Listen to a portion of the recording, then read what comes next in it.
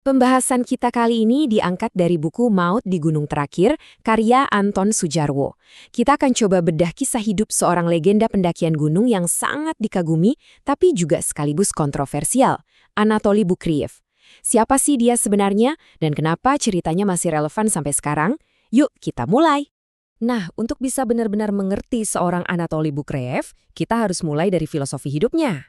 Inilah keyakinan yang jadi kompasnya di setiap langkah, terutama di zona kematian, di mana batas antara hidup dan mati itu, ya ampun, setipis salju di puncak gunung. Oke, jadi siapakah sebenarnya Anatoly Bukriev ini? Apa sih yang bikin namanya itu terukir abadi sebagai salah satu pendaki terhebat sepanjang masa? Bukriev ini bukan pendaki biasa loh, dia itu kayak badai di pegunungan Himalaya.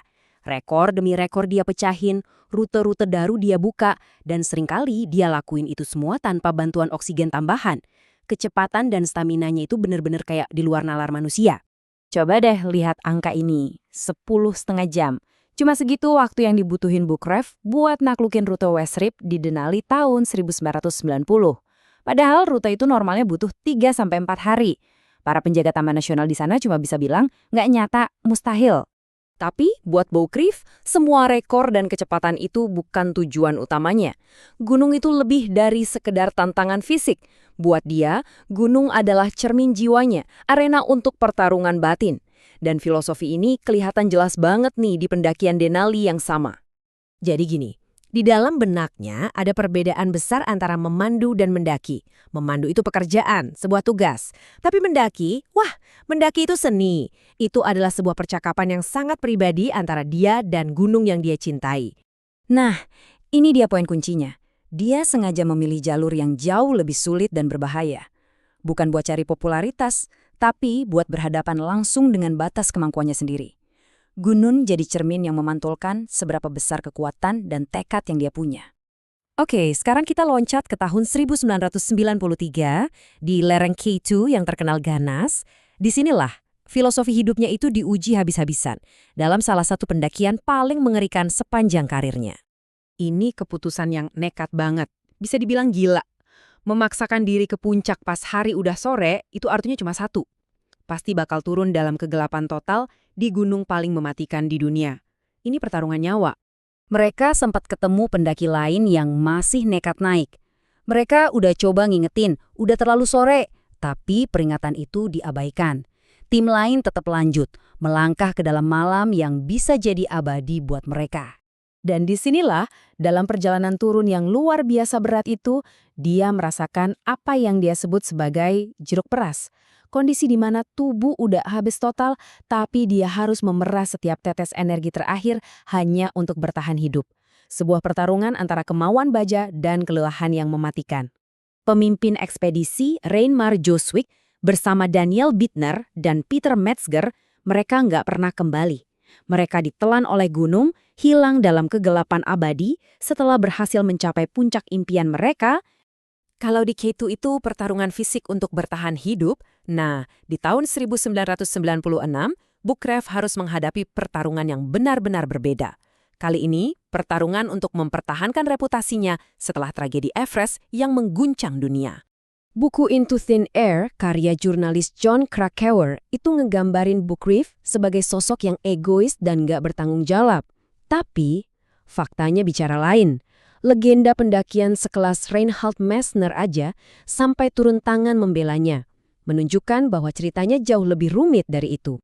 Fenomena ini nih yang kemudian dikenal sebagai sindrom Krakauer. Tentang gimana sebuah cerita yang kuat, meskipun nggak sepenuhnya akurat, bisa membentuk opini publik dan menutupi aksi heroik seseorang. Tapi pada akhirnya, kebenaran menemukan jalannya. American Alpine Club menganugerahi Bukriev penghargaan atas aksi penyelamatan nyawa yang dia lakukan. Walaupun reputasinya sempat diserang habis-habisan, semangat Bukriev itu nggak pernah padam. Dan semangat itulah yang membawanya ke tantangan terakhirnya, sebuah panggilan dari Annapurna di musim dingin tahun 1997. 9 bulan sebelum pendakian terakhirnya, sebuah mimpi buruk menghantuinya. Dia ngelihat dirinya sendiri tersapu longsoran salju raksasa. Tapi dia menerima takdir itu. Dia bilang, gunung adalah hidupku, pekerjaanku. Sudah terlambat bagiku untuk pergi. Target mereka kali ini? Annapurna. salah satu gunung paling berbahaya di dunia. Sebuah tantangan yang udah merenggut banyak nyawa pendaki elit sebelum mereka. Sebuah hadiah yang didambakan sekaligus sangat ditakuti. Dan disinilah gunung seolah-olah menunjukkan kekuasaannya. Rute yang mereka rencanakan ternyata tertutup salju tebal. Maksa mereka buat cari jalan lain. Sebuah rute baru yang belum pernah diuji, yang pada akhirnya membawa mereka langsung ke dalam pelukan bahaya. Lalu saat mereka lagi sibuk masang tali di ketinggian hampir 6.000 meter, gunung itu mengaum. Sebuah bongkahan es dan salju raksasa patah, memicu longsoran yang dahsyat dan gak bisa dihentikan. Simone Moro, rekan pendakiannya, tersapu ratusan meter ke bawah, tapi secara ajaib dia selamat. Sementara Anatoly dan Dmitry Sobolev, mereka lenyap, ditelan oleh longsoran salju, persis seperti yang datang dalam mimpinya. Kematiannya adalah sebuah tragedi, tentu saja.